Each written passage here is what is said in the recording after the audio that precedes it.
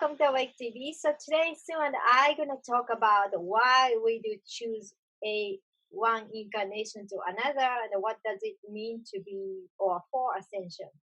So a lot of us, as a fully conscious galactic being like myself, we do understand that there are galactic beings and groups who are neutral, and then we're not the good side, slash light side, or bad side, or dark side. We just observe what's going on in the universe, what's going on in the galaxy, what's going on Earth, so on and so forth, to just see our growth to going back to the prime creator.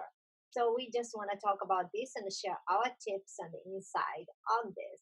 So Sue, can you share about your point of view on this? Sure. Um, I think one of the most popular questions that we get whenever we're doing a quantum healing session for somebody, and they're looking for improvement in their life and or to heal from something, one of the most popular questions is, "Why am I here? What's my purpose?" Um, I think we innately sense that we're not just here just to be or because we had no choice. It's not by accident. I think a lot of people understand that we come with a mission. And some missions can be, like as you said, um, to observe. And I also think that there are as many missions reasons for coming into earth, a life in an incarnation, as there are people on the earth. And but in order to simplify the whole conversation, I would offer that it's really very simple. If we observe, if we do become our observer selves and see all the facets of light, dark, everything in between, we can recognize that those beliefs in good and bad, evil, right and wrong, are part of a sort of a play that we're in to understand separation. What are we separate from? We're separate from source, or so we think. But that as we become observers and really watch things play out, we make decisions for ourselves. Well, I'm going to do this, I'm not going to do that, and that's an individual journey, and that does affect society. But as observers, we can also see that, as you've said so many times, we have way more in common than we are different as humans. And so it's if we open our eyes and see big pictures of things, that could be the mission, which is just finding our own unity consciousness and recognizing that we are all in this together. We are all trying to achieve something, which is coming back to knowing ourselves as source. I'm not really sure that answers your question. Um, what is your take on it? Well, as a matrix energetics practitioner, we had to learn quantum physics. And then one of the stuff we learned was observer effect. So when we observe things, just by observing, we're gonna create a change, transformation. So that was proven by quantum physics, I guess. How do I call it? Testing or theory or something like that. And then what you just talked about it is completely, validated in even our science level of quantum physics. Just by observing, we were changing. And I think when we observe, naturally, as human beings, we have feelings about things. And the more we can be clear with ourselves about our feelings about something, the more honest we are in our own existence, in how we walk, how we talk, how we behave. Um, Instead of following along with anything that we're told to do, if we're authentic for our own selves in our own beings, then that energy translates to the collective, to all of humanity. That can be felt. Um, it can affect others. Yeah. When others watch us walking our own path and living in our sovereignty, it gives them the courage to walk their own path and their own sovereignty. And even though the two may not agree, or one group may not agree with another, at least you're being authentic. Oh, yeah. That's very important to be authentic. And I think that's a higher vibration. If we're doing something because we're trying to please somebody, or because some system or government or whatever tells us we should, or how to think, and I think that raises our vibration, and ultimately we move towards the unity consciousness.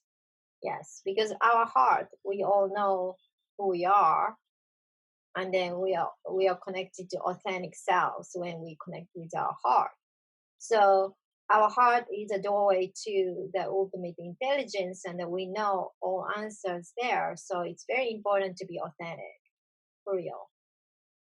So we can embrace the idea of being observers here on earth. What about then um, finding that individual purpose that we come here for? Because as I said earlier, so many of our clients are like, I know I'm here to do something, I'm just not clear on what it is. And this is why we help them through a session to find that clarity. Oh yeah. What about those people? How important is it, and how do they figure out what their mission is? I mean, what is your thought on that? Well, I still think what we do for our client is really a one of the effective method to bring them to their past lives or galactic lives, or twin flame journey, or whatever the reason they come, you know, here for, and they get clarity. But after they have certain, benchmark, and then you can kind of start observing your life in more neutral point, instead of having thousands of thoughts or theories comes into your mind. You can kind of observe it more neutral manner, because you have benchmark, and then your mind is kind of calming down, because you don't have to come up with 10,000 other theories. And I would add to that that when we are called, for example, you're excited, you hear about something, or someone, or some group, or some new thing that you become interested in, and when you get excited about it, and you go, oh wow, tell me more, and then you start doing the investigation, and then maybe you start becoming involved in it. That is following, I believe, the path, Yeah. because I think those excitements and encouragement and callings come from within, from our guidance system, our internal guidance system that's connected to everything. Hmm. And that's why we have that resonance with whatever it is, you become involved in. It's guiding us. So, like, we don't even have to know in, uh, like, I don't have to actually know what exactly my life purpose is, but if I keep following the things that really make me excited and interested, and I want to learn more about it, I think then we're actually walking our life path.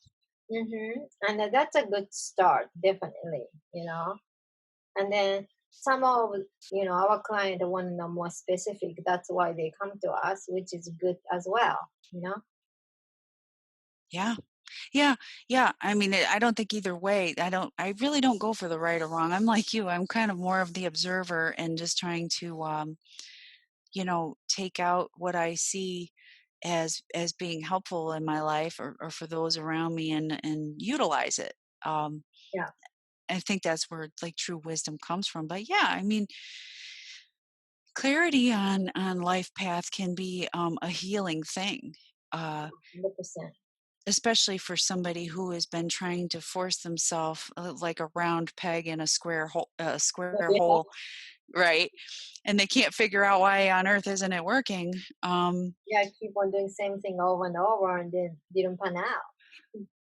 Yeah, but I think one of the first signs of that you are doing something against your life path is it just doesn't feel good. That's true. But I was trying to say, some guys viewer, if they don't, they push away their feelings. Try to think about logic. Then when you look at fact, things aren't really panning out in whatever the stuff you're doing or relationship. You gotta think why. You know.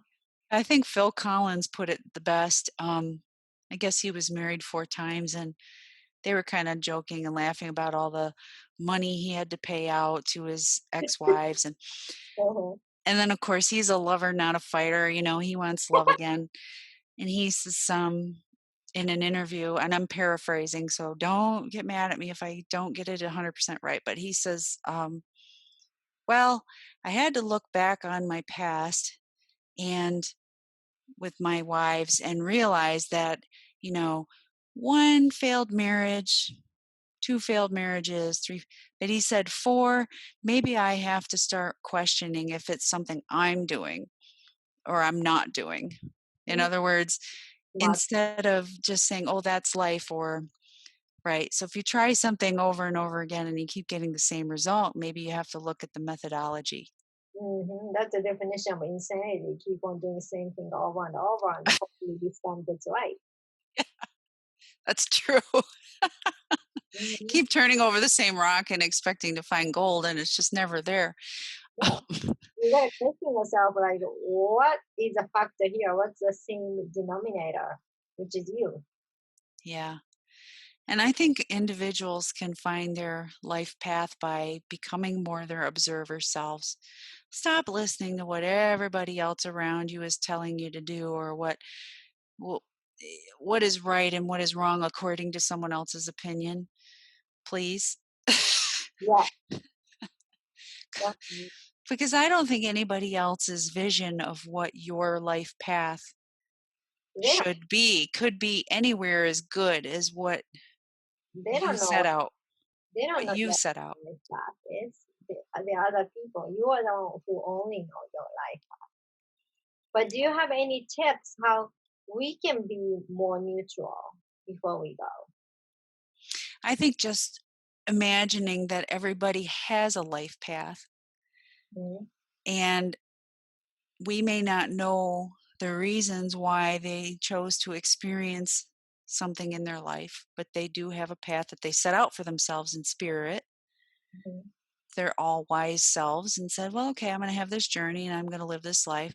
So just recognizing that we all do have a life plan Mm-hmm. might be able to be more observant that even though it isn't the way I think it should be, what they're doing, I Hmm. have to be respect that this is playing out the way they intended it to. So that just being observant enough to know that we don't know what their plan was. We don't know what they chose to have in their lives. So I think if we could be less judgmental Hmm. of other people and really just bring the focus back to ourselves. Yeah, Observe what's working for us, what isn't working for us. yeah, we're too busy like living our lives anyways, right? Once we start observing other people's life and start judging, that means to me you're living your own life. You're not putting enough effort for creating the life you want because you should be too busy doing you. Yeah, You know. But my tip is always follow your heart, and if you don't know what that is, try to be more sensitive about your emotions. When you are being unhappy of doing whatever the thing, your job, your relationship, whatever, you want to keep on observing and see if this is what you really want. And that is the one step toward connecting your heart. And then your heart will direct you what you really want in your life. And that's how you can be neutral. It's not emotional. Like following emotion is the way to connect your heart. And then your heart is always in the place of a neutrality where you create a new reality. So that's my tip. I like it. I All like right. it a lot. So we're gonna talk about next topic, we finally going to talk about on the way to go to the prime creator. We are kind of sidestepping every time because every time some other topics comes up. But that's what we're going to talk about next week. And then thank you so much for watching. Please share, subscribe, and we Sue and I going to see you next Friday. Bye. Bye.